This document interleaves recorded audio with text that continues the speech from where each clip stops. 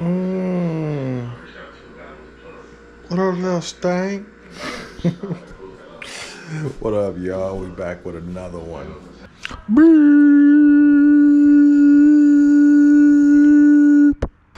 All right, so today we're gonna start measuring some stuff. We're gonna start cutting some stuff. We're gonna start doing some stuff. Got a bunch of measurements to take. I want to figure out what piston fits what hole. I want to get my rings cut. And I want to get these bearings all measured out for where they need to go. Essentially, we need to do all the math before we can put this thing together. So let's jump right into it.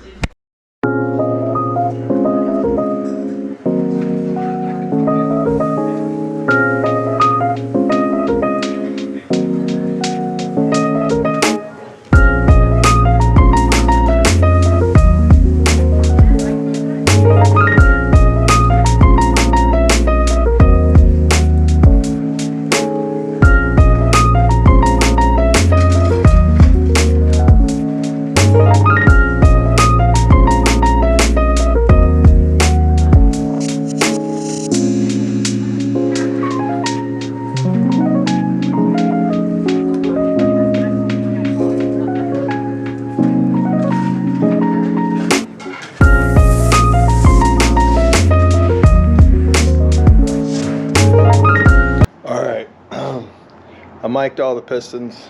I got those, figured out. Those things are all really close, to be honest with you. The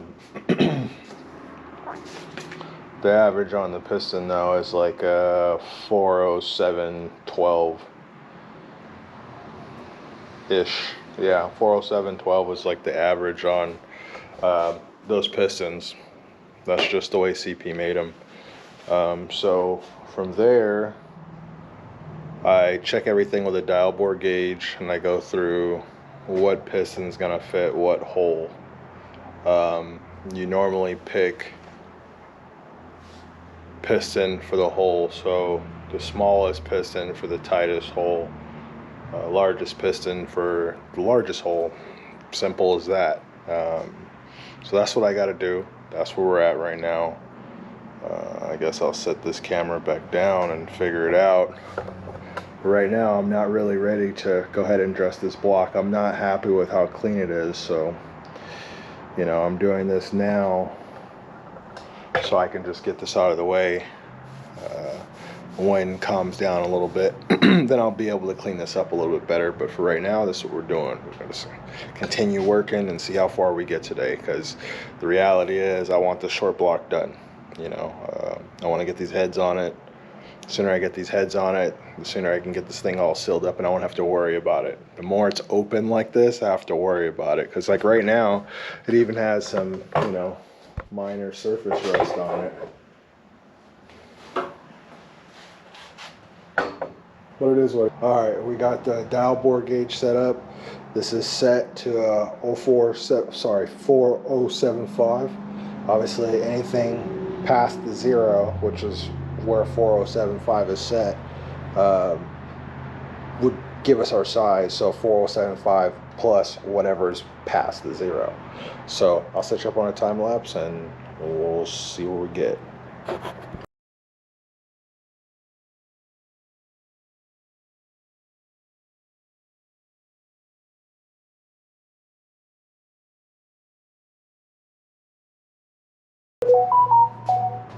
We got these bores figured out.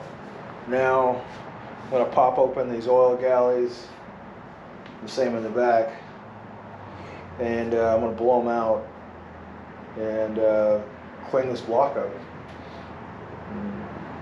I think first I'm going to take care of this surface rust that's up here and the surface rust that's here. Flip the block, and along where the oil pan lays, I gotta hit that area too. And once I hit that, she's ready for a good cleaning, and then we can start putting it together. Stuff takes a long time. You gotta clean all your stuff. You don't want to have any issues because you didn't check your stuff.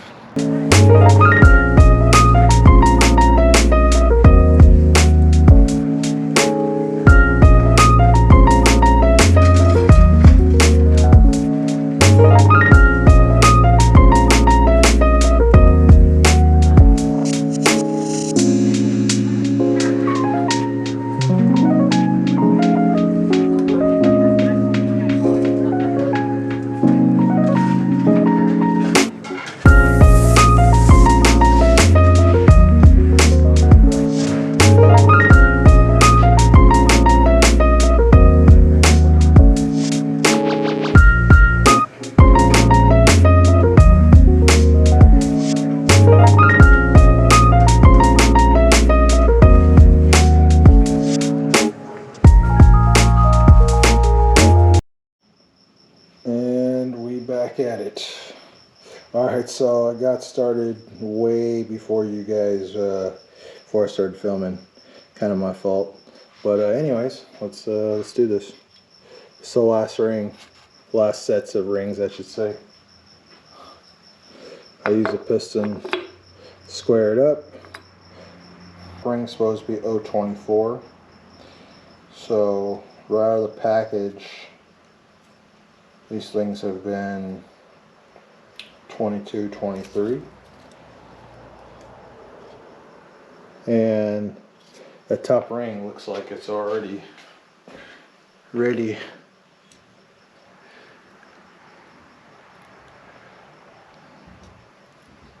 Top ring is a little loose.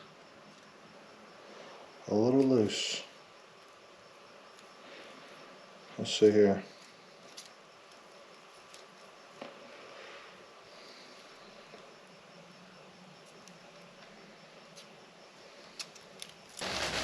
And we'll go to our Napier ring. The Napier ring just means it has a hook on it. So a little line on the inside.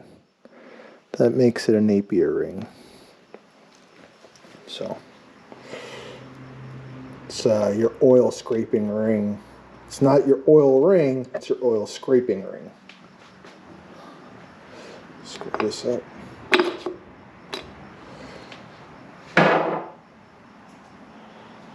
And we'll check our feeler gauge.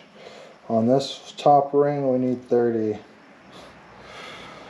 To be honest with you, I'm a little worried about the other ring, but we'll see. This ring is sitting almost 30. Now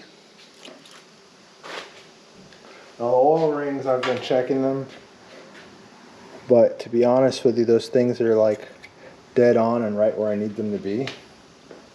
So right now what I'm going to do is I'm going to shave one side of the ring. This is the top. See how it says M top on it? I'm going to shave this side and make sure when I use my cutting wheel I come down and towards the inside. Then once I'm done, I'm going to clean this up with some sandpaper so that way we're not scratching too much on the side of the wall. It's not a whole lot you can do about it because you are going to scratch it a little bit. But that's pretty much the gist of what I do as far as. Don't judge my ring setup, my ring cutting setup, because it works flawlessly if you know how to use it properly.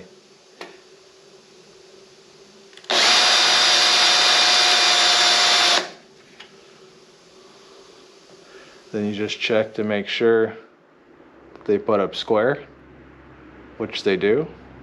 A lot of people say that this wheel doesn't take off much. When you put a drill to it, it does, so you better be careful, creep up on it. Biggest thing is just making sure that they land evenly and flat.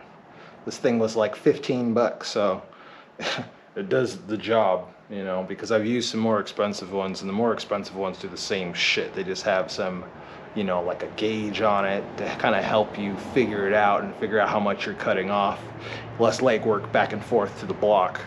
But for the most part, what I'm gonna do is I'm gonna go ahead and put this back in, and then I'm gonna check my gap, and I'm sure next time I check this, it's gonna be good. Doesn't take much with this oil. Let's check it again.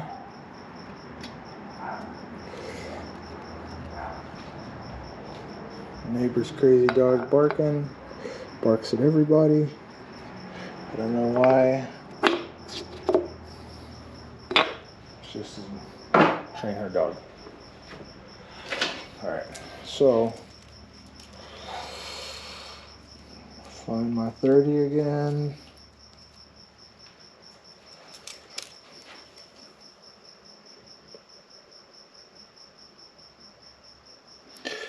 And it's halfway through, but it's not all the way through, it's still tight.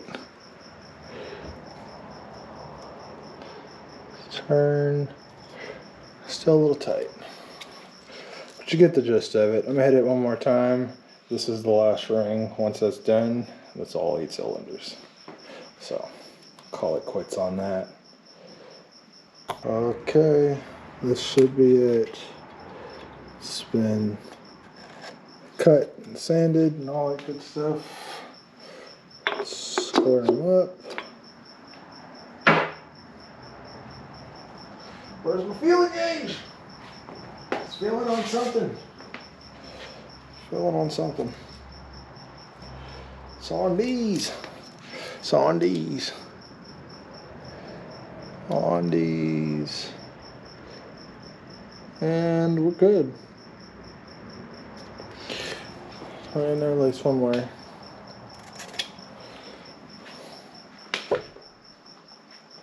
So, success. We're gonna call it a night. You guys have a good one. I'll be with you on the next one.